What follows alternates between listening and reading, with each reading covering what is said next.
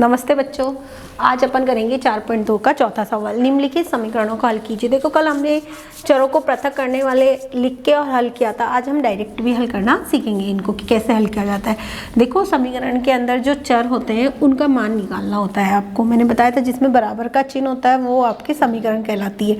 तो देखो इसमें कुछ नियम होते हैं। तो जैसे चर के साथ में कोई संख्या प्लस में हो, जैसे ये प्लस के 6 हैं, तो सबसे आप इनका जब पक्षांतरण करते हैं तो इनका चिन्ह बदल जाता है। जैसे प्लस की संख्या होती है तो माइनस की कर देते हैं, माइनस की होती है तो प्लस की कर देते हैं। गुणा में होता है तो भाग में चल जाता है और भाग में होता है तो गुणा में चल जाता है। अब जैसे ये p के साथ 10 गुणा में है तो जब ये बराबर के उधर जाएंगे तो गुणा की जगह ये किस में पहुंच जाएंगे, भाग में। भाग मतलब बटे में। तो आपको यहाँ पक्षांतरण किया, हमने 10 को गुणा में से लेके गए तो अपन ये वाली संख्या तो यूं के उतारते हैं, 10 गुणा में है तो ये कहाँ आ जाएंगे, भाग में। भाग मतलब बटे में। एक जीरो से एक जीरो कट गया, p का मान क्या आ गया आपके 10 आंसर। अब देखो यहाँ p के साथ 10 तो गुणा में है और 10 जोड़ने में है।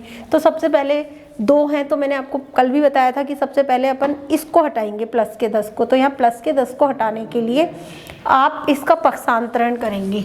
पक्षांतरण करने पर तो मैंने आपको बताया था कि प्लस के 10 का पक्षांतरण करेंगे। 10 भी तो अपनी जगह, पहले इधर वाली संख्या उतारेंगे 100। अभी प्लस के 10 है तो इधर जाएंगे तो माइनस के। अगर ये माइनस के 10 होते और पक्षांतरण करते हैं तो प्लस के 10 हो जाते हैं। तो 10p बराबर 10, 100 में से 10 गए तो 90। अब p के साथ ये 10 गुणा में है तो कहाँ चल जाएंगे, भाग में। सेम ऐसा सवाल बन गया ये 90/10। एक जीरो से एक जीरो कट गया, p का मान क्या आ गया, 9। यही क्या हो गया आपके आंसर। ठीक है। अब यहाँ पे ये 3 तो है गुणा में और 4 है भाग में। तो आपकी इच्छा है कि आप किसी को भी ले जा सकते हो। पहले अगर ये गुणा वाला जाएगा तो भाग में जाएगा, ये भाग वाला जाएगा तो गुणा में जाएगा। तो अपन सबसे पहले इसका कर देते हैं। तो 3p तो अपनी जगह, मैंने कहा 6 अपनी जगह लिखे जाते हैं। अभी 4 भाग में है तो इधर जाके किस में कर हो जाएगा, गुणा में। तो 3p बराबर 6 चौक 24। अब आपको पता है कि ये गुणा में है तो भाग में चल जाएगा। भाग मतलब बटे में। 3 अट्ठे 24 तो p का मान 8। ठीक है। इसी प्रकार इसको हल करेंगे। देखो ये प्लस के 6, पहले इसको हटाएंगे तो 2q तो अपनी जगह, 0 प्लस के 6 इधर गए तो माइनस के 6।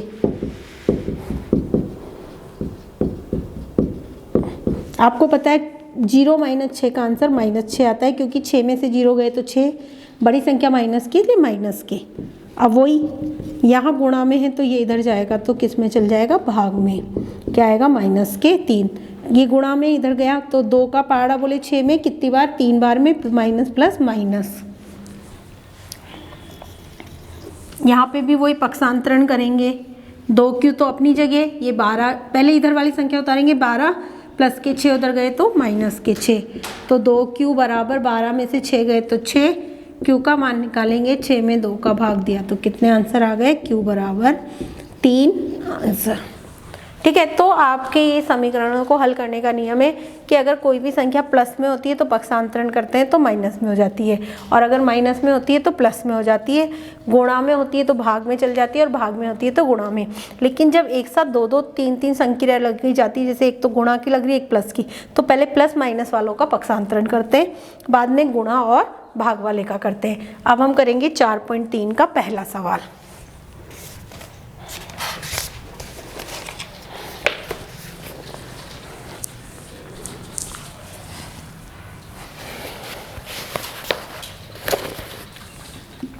चार 4.3 का पहला सवाल भी निम्नलिखित समीकरणों को हल कीजिए।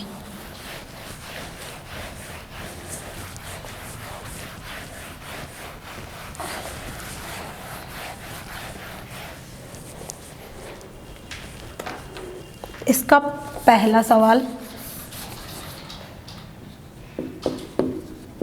इसके अभी जो 4th के 4.2 के जो बचे हुए सवाल हैं आपको स्वयं करने हैं।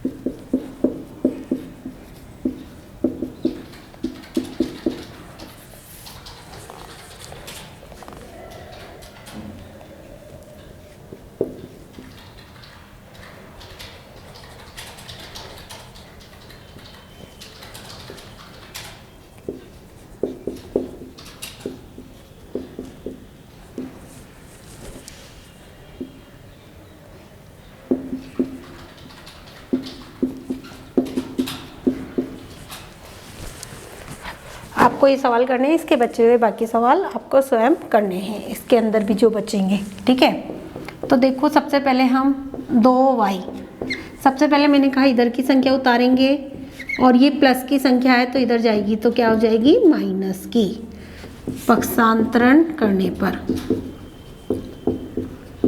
मैंने कहा हमेशा पहले प्लस माइनस वाली को लेके जाते हैं। तो 2y बराबर, आपको पता है दोनों का लसा 2 है तो इसका दोनों का हर 2 है तो लसा भी 2 आएगा।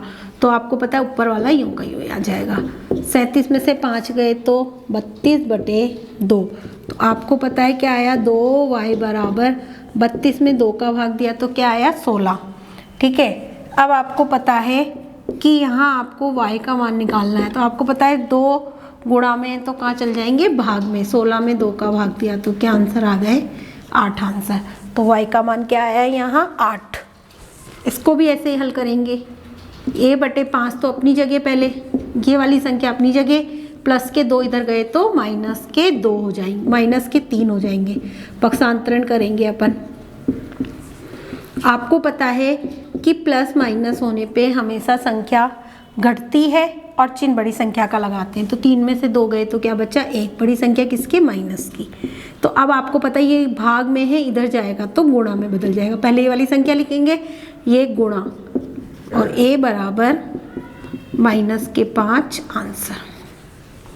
अब ये देखो, ये संख्या तो है गुणा में और ये संख्या तो है गुणा में और ये संख्या है भाग में। अब इसके साथ कोई प्लस माइनस के तो है नहीं, तो आप इसके अंदर दोनों तरीके से कर सकते हो। पहले आप गुणा वाली संख्या को भाग में ले जा सकते हो या भाग वाली संख्या को गुणा में ले जा सकते हो। अपन 5x अपनी जगह रहने दिए, 25/4 भी अपनी जगह, ये 2 भाग में है तो मैंने क्या कर दिया गुणा में ले गई। कट जाएगा 2 एकम 2, 2 दूनी 4। तो आपको पता है 5x बराबर 25/2। अब आपको पता है ये गुणा में जाएगा, गुणा में है तो भाग में जाएगा। अब भाग में ऑलरेडी एक संख्या होती है तो ये भाग में जाएगा, तो यहाँ इंटू का चिन्ह लगा के जाएगी ये संख्या। तो x = 25/2 भाग में जा रही है तो भाग में नीचे जाएगी, ऊपर नहीं। तो पहले एक संख्या है तो हम इंटू का चिन्ह लगा के लिख देते हैं। 5 एकम 5, 5 25। तो x का मान आ गया 5/2 और यही क्या हो गया आपके आंसर। अब है ये वाला, देखो 7m तो अपनी जगह, ये 13 प्लस के 19/2 उधर गए तो माइनस के 19/2। अब इसके नीचे कुछ भी नहीं है तो हम क्या लिख सकते हैं 1 और 2 का लसा 2 आता है। तो 1 में 2 का भाग दिया तो 2 बार, 2 को 13 से गुणा किया तो 26, -2 में 2 का भाग दिया तो 1 19। आपको पता है क्या आ जाएगा यहाँ 7m बराबर 16 में 26 में से 19 गए तो 19, 20, 21, 22, 23, 24, 25, 26, 7 बचेंगे, 7/2। अब ये संख्या गुणा में है तो इधर जाएगी तो भाग में। तो आपको मैंने कहा पहली संख्या 2 है तो क्या लगा के इंटू लगा के, तो m बराबर ऊपर क्या बचा, कुछ ही नहीं होता तो 1/2। ठीक है, 26 में से 19 गए तो 7/2, 7 गुणा में तो भाग में चला गया। अब ये लास्ट बचा आपका इसका, वही सबसे पहले हम इस भाग वाले को गुणा में ले जाएंगे। तो 3l बराबर 2/3 × 2। तो आपको पता है क्या आएगा, 3l बराबर 2 दूनी 4, 4/3। अब आपको ये पता है कि गुणा में तो किधर चल जाएगा भाग में, तो l बराबर 4/3। अब मैंने कहा भाग में जाएगा, ये नीचे जाएगा तो आपको पता है पहले ये 3 नीचे तो इंटू 3, तो l बराबर क्या आ जाएगा 4/9 आंसर। अब इसके बाकी के सवाल आपको खुद स्वयं करने हैं। धन्यवाद।